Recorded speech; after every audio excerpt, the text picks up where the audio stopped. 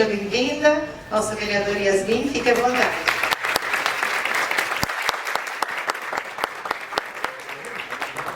Olá, boa tarde, tudo bem? Boa tarde, gente. Muito prazer, meu nome é Yasmin Rachen, eu sou vereadora aqui em Foz do Iguaçu, uma das 15, nós temos 15 vereadores aqui em Foz. Eu sou formada em Direito, aqui pela Unioeste. Eu participei, durante toda a minha graduação, da Atlética de Direito da Unioeste, que é a preguiça. Não sei se vocês já estão sabendo aí o que é a Atlética, qual que é o futuro de vocês aí, o que vocês pretendem, mas enfim, vai ter uma longa jornada aí pela frente de vocês, para vocês terem contato com esse esporte universitário. E eu fui eleita como vereadora em 2020, nessa última eleição que teve municipal, né? Esse ano nós vamos votar em várias coisas, mas nós não vamos votar em prefeito, prefeita, nem veredoras, nem vereadores. Nós vamos votar presidente da República, governador, deputados estaduais e federais e um senador ou senadora. Então, não é esse ano que a gente vai renovar aí nosso município, mas só daqui 2 anos. E 2 anos atrás eu fui eleita como vereadora com 24 anos e eu fui a mulher mais jovem eleita na história do município de Foz do Iguaçu. Então eu tenho bastante orgulho de carregar isso comigo, porque com certeza absoluta é uma coisa que muda muito no trabalho da gente e também no preconceito que a gente enfrenta no nosso trabalho, né? Quando a gente precisa de uma primeira oportunidade, geralmente as pessoas pedem experiência pra gente. Isso é muito ruim, né? Tenho certeza que todo mundo aqui já passou por isso. E então, quando a gente enfrenta esse espaço, que é um espaço que geralmente é ocupado por pessoas mais velhas, a gente já chega com essa resistência. Então, por isso que é muito importante a gente ter pessoas nesse lugar, cada vez mais pessoas nesse lugar, cada vez pessoas mais jovens ocupando esse lugar. E hoje, eu fui convidada para tratar com vocês aqui. Aqui eu coloquei até o que é uma conferência, com a importância dela, mas o Renan já falou muito bem aqui, então nem vou me alongar nesse assunto. Mas eu fui convidada hoje aqui para falar um pouco sobre a participação e a juventude. Eu fiquei pensando muito, sabe, como que eu poderia falar isso numa linguagem que não fosse uma coisa chata, porque quando a pessoa fala assim, a vereadora vai falar, a vereadora vai falar. Mas de um jeito que não fosse chato e que eu pudesse explicar para vocês quais são as formas que a gente pode participar na sociedade, né? De que jeito que eu aqui, na minha vida, vivendo as minhas coisas, posso participar de alguma forma. Então eu trouxe para vocês vários mecanismos que a gente tem, que a gente pode fazer para participar. Bom, então a gente, em primeiro lugar, né, nós estamos numa conferência, então em primeiro lugar nós temos a conferência, que estamos debatendo propostas que já foram feitas, estamos revisando, estamos fazendo novas propostas, vamos encaminhá-las. Então essa é uma forma da gente participar. Falar qual que é o nosso problema para que isso seja encaminhado depois para o município, falar qual que é o nosso problema para depois o poder público resolver. Então essa é uma forma da gente participar na sociedade. Outra forma é o voto, né? Isso acho que a gente está ouvindo bastante ultimamente. A gente tem que participar, que a gente tem que votar, que a gente tem que exercer nossa cidadania. Então isso vocês já sabem decorar, eu tenho certeza. Uma outra forma da gente participar são os conselhos. Não sei se vocês já ouviram falar, mas tem Conselho Municipal da Mulher, da Igualdade Racial, Conselho Municipal da Pessoa com Deficiência, Conselho da Educação, Conselho da Saúde. Tem conselho de quase todos os segmentos da sociedade e quando não tem, a gente pode criar também, para discutir os assuntos daquele segmento. Então, uma das formas da gente participar também são os conselhos. Outra forma, que é uma forma muito poderosa, e aqui eu queria abrir um parênteses bem grande, mas que é a mobilização. Recentemente a gente teve, né, uma mobilização lá na frente da Câmara. Não sei se alguém aqui estava. Estava? Levanta a mão quem estava, só pra gente ver. Nossa, uma galera. Então, teve uma mobilização lá na frente da Câmara. Para falar o quê? Para demonstrar contrariedade à medida provisória 1116, que traz uma série de prejuízos para os aprendizes e para a aprendizagem no Brasil. Então é um retrocesso, tira um monte de direito. E o que a galera fez? Foi lá na frente da Câmara, de vereadores de Foz do Iguaçu, com cartaz, com grito, com tudo que desce, para falar, a gente é contra, o que vocês podem fazer com relação a isso? Né? Porque a gente está muito longe lá do Congresso Nacional, então qual que é a forma mais perto da gente chegar? É na Câmara? Então vamos lá. Então vamos fazer uma mobilização, vamos fazer um protesto, vamos fazer uma manifestação. E a galera foi lá. E a galera foi lá e explicou pra gente, essa MP não rola. Por quê? Por causa disso e daquilo. Nós olhamos e falamos, beleza. E aí a gente recebeu essa galera que estava lá e falou, então, o que a gente pode fazer? Aí agora o outro lado, né? Ali os mandatos seletivos que eu coloquei em quarto. O outro lado tá, beleza. O que eu posso fazer então? Então eu posso fazer uma moção de repúdio a essa medida provisória e mandar lá para a Câmara dos Deputados, lá para o Senado e falar, olha, Foz do Iguaçu, a nossa Câmara de Vereadores, não concorda com essa medida provisória. Né? Então essas são as formas que a população tem de participar e a galera que está ocupando um mandato tem que poder fazer seu papel na população. Então são os dois lados da moeda aí que eu já consegui trazer no mesmo exemplo. Então, quando a gente se manifesta também, é uma forma de participar e é muito importante. Uma outra forma também que eu coloquei ali são as audiências públicas. Não sei se vocês já ouviram falar em audiência pública, está tendo bastante ultimamente ali na Câmara. Então tem audiência para falar sobre temas livres. Recentemente teve audiência pública da juventude, ano passado. Teve uma audiência pública para discutir os problemas da comunidade LGBT em Foz do Iguaçu. Audiência pública daí tem vários, tipo assim, para discutir a pesca, para discutir um plano de mobilidade, para discutir o transporte coletivo. E daí a galera vai lá na audiência e tem os expositores, igual a gente vai ter aqui, né? Igual eu estou fazendo aqui, que eu expondo, né? Uma temática. Aí tem os expositores que falam que tem as falas e depois tem a galera, igual vai ter aqui também.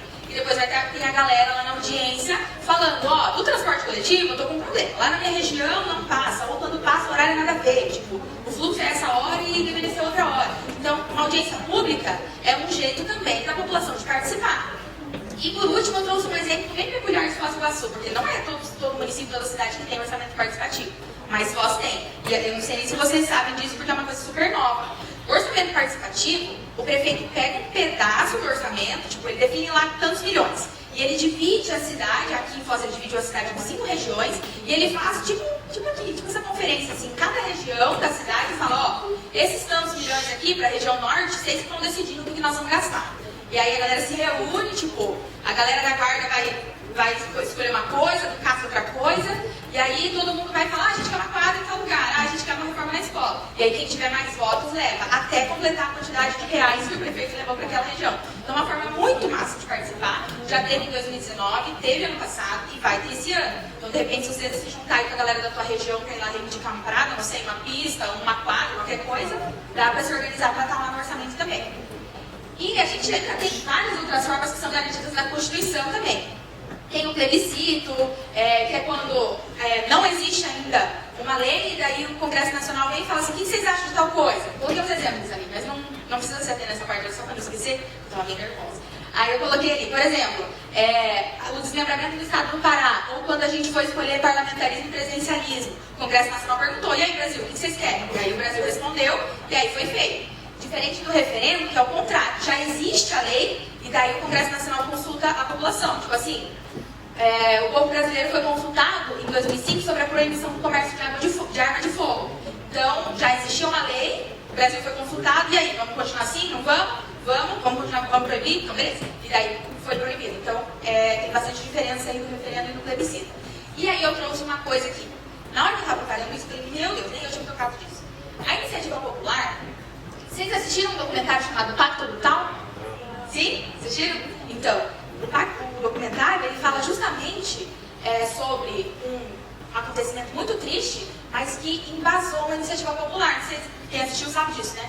Mas uma iniciativa popular é quando a sociedade apresenta para o Congresso Nacional um projeto. Não, muito maravilhoso isso. E no caso, tem algumas regras que precisam ser seguidas, como por exemplo, ter 1% dos eleitores em no mínimo 5 estados do Brasil, mas no documentário Pacto Brutal, ele mostra que a mãe da Daniela que morreu, né, a Glória Pérez, ela, sensibilizada e com outras mães e outros familiares sensibilizados também, eles conseguiram coletar 1.300.000 assinaturas para fazer um projeto de lei que era incluir o homicídio doloso, o homicídio duplamente qualificado, no rol de crimes hediondos no Brasil. Então, isso foi uma coisa muito significativa. E a gente, olha quantos exemplos a gente tem de leis boas que foram de iniciativa popular. Gente, a lei da ficha limpa, que veda a candidatura de políticos condenados, é tão importante essa lei, foi uma iniciativa popular. Foi o povo que fez o projeto e levou para o Congresso Nacional. A própria lei que combate a compra de votos, através da cassação do mandato político, também é super maravilhosa e, tipo, foi através do povo. E aí eu trouxe uma reflexão. Sabe por quê? Uma reflexão para a gente entender uma coisa. Olha a nossa força. Eu falei para vocês que a iniciativa popular precisa ter 1% pelo menos de assinatura dos eleitores, né? Tá, vamos lá então.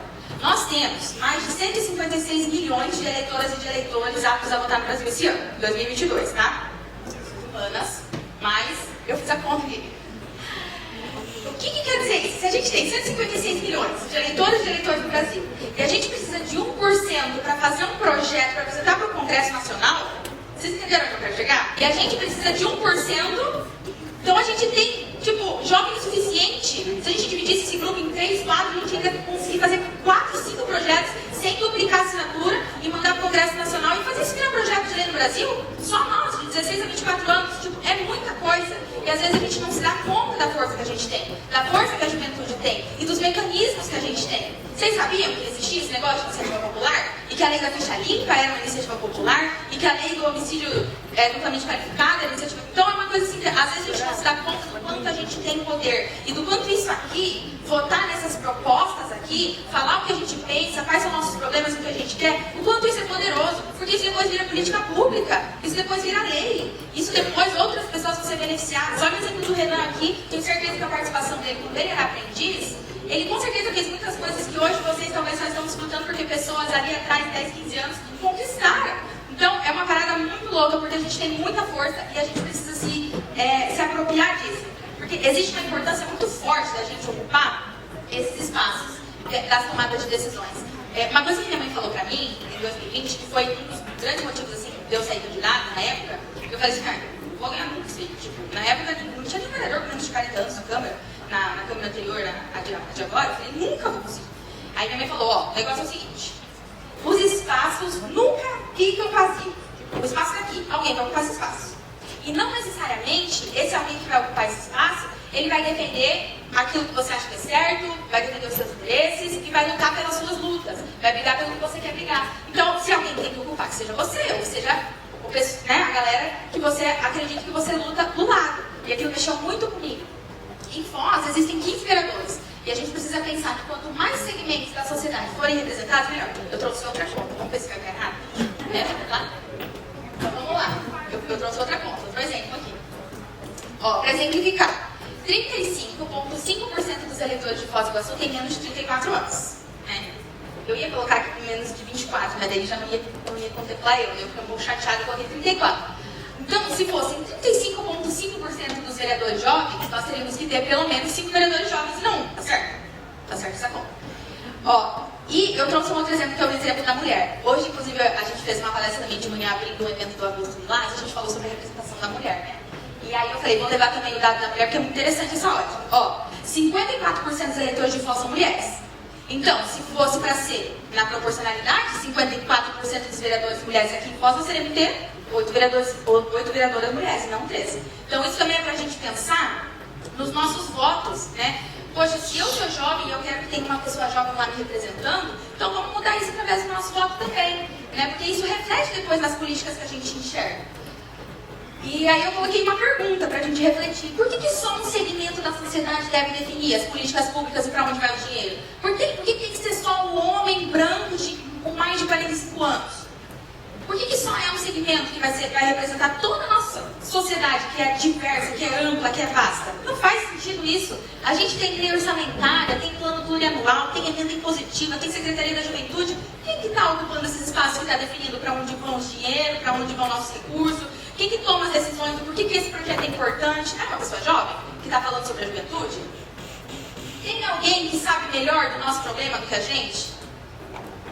Ninguém sabe melhor do nosso problema do que a gente. Então a gente precisa entender isso e entender que a sociedade ela é construída todos os dias. Ela não é construída só de 2 em 2 anos. Tipo, esse ano que tem eleição, daqui a 2 anos tem eleição de novo. É importante a gente acompanhar. Eu não sei se esse ano é a primeira vez que uma galera vai votar, provavelmente sim, ou, né? Nós vamos fazer assim. Então, é importante, depois que a gente votar, a gente acompanhar também quem a gente vota. O que aquela pessoa está fazendo? Vamos procurar o Instagram dela, vamos procurar o Facebook, vamos procurar entender, acompanhar, né? Buscar quais projetos essa pessoa está movimentando, o que ela está propondo. Vou falar para ela, estou com um problema, quero dar uma ideia do projeto de lei. Então, eu vou te mandar uma mensagem, vamos conversar, né? Eu quero te explicar aqui qual que é o meu problema que eu gostaria que você resolvesse. E isso não quer dizer, pelo amor de Deus, isso não quer dizer que não deveria ter pessoas mais velhas ocupando os espaços. Recentemente eu falei sobre redes sociais, lá em Curitiba, com um monte de vereador lá. E assim, a maioria deles, infelizmente, ainda tem uma resistência muito grande de compartilhar o seu trabalho nas redes sociais, Instagram. Tanto que quando eu fui eleita, eles me chamavam, a galera, né, me chamava pejorativamente da vereadora TikToker, como se isso fosse minha balada. E você e todas as dancinhas têm muito orgulho disso. E quando eu fiz essa palestra lá em Curitiba, aí uma vereadora, uma senhora vereadora, ela tem 60 anos, ela pegou e falou assim pra mim, ei, mas essa sua palestra, você ficou falando que você é jovem e tal, e não sei o que lá. Mas eu tenho 60 anos e eu faço um ótimo trabalho. Eu sou uma jovem que deu certo. Entendeu? Você não pode me discriminar. Daí eu pedi desculpa, sabe? Falei, mas sim, em nenhum momento essa foi a minha intenção. Eu não estou querendo dizer que por eu ser jovem não devo ter pessoas mais velhas ocupando esses espaços. Mas não são só eles que devem ocupar. Isso que as pessoas têm que entender. Quando nós mulheres falamos que nós devemos ocupar os espaços, que nós vamos votar em mulher, mas que tenham mais mulher que nós não estamos falando que a gente não quer que tenha homem também. De maneira nenhuma nós estamos falando isso. Mas nós estamos falando que nós somos subrepresentados. A juventude é subrepresentada. Pensa que até a legislatura passada não tinha ninguém com menos de 40 anos. Então, como que não tem como uma pessoa pensar o problema da outra com a cabeça dela? Entende? Então, é muito importante a gente também fazer essa diferenciação. Nós não estamos discriminando ninguém, pelo amor de Deus. Mas a gente também quer ser ouvido, a gente também quer ser representado, a gente também quer falar, né? E, antes de eu agradecer e falar para vocês seguirem nas redes sociais, eu gostaria de falar, ressaltar de novo essa importância da gente acompanhar, sabe? Por mais que às vezes quem você votou não conseguiu chegar lá. Digamos que você votou numa pessoa lá em 2020, mas não deu certo, infelizmente. Mas então vamos acompanhar, escolhe algumas pessoas para você acompanhar, que estão fazendo trabalho, cobra dessas pessoas. Você não precisa, não é pré-requisito você ter votado para você cobrar as pessoas que estão lá. As pessoas que hoje estão em mandatos eletivos, elas representam todo mundo. Então, quem você quiser, você pode bater na porta e falar, eu preciso aí que a gente resolva tal problema. E daí, explica para a pessoa o seu problema, e aí a pessoa tem que, coerentemente, ir atrás para resolver isso para você. Então, acompanhe as pessoas, acompanhe quem está aí, né? Vamos exercer nosso direito, né, de participar da sociedade. Vamos me seguir no Instagram, yas.rache, com Y, e também no TikTok, no Twitter, não sei se vocês têm. Daí vai ser Yasmin VSH, quem puder e quiser, é claro. Para acompanhar, a gente tenta fazer um trabalho de explicar sobre o nosso dia a dia lá na Câmara de uma forma descomplicada e menos chata. De uma forma que eu gostaria de ouvir, por exemplo. Nem sempre é tão possível, porque existem realmente alguns termos técnicos que são um pouco mais complicados e chatos, mas na maioria das vezes a gente tenta fazer vídeos, a gente tenta fazer reels, a gente tenta trazer as trends para conseguir comunicar com todo mundo e do jeito que eu também gostaria de ouvir, porque também ninguém merece. Então, se vocês puderem, quiserem seguir a gente lá nas redes sociais, vou agradecer muito, participem. Muito feliz de ter tanta gente aqui hoje. A conferência é uma forma muito importante de participar, mas vocês já viram e já aprenderam que tem muitas outras. E eu espero que daqui pra frente a gente se atente e perceba cada uma das portas que se abrirem pra gente poder ocupar os espaços que são nossos. Muito obrigada, gente. Uma boa conferência pra vocês e a nós. Beijo!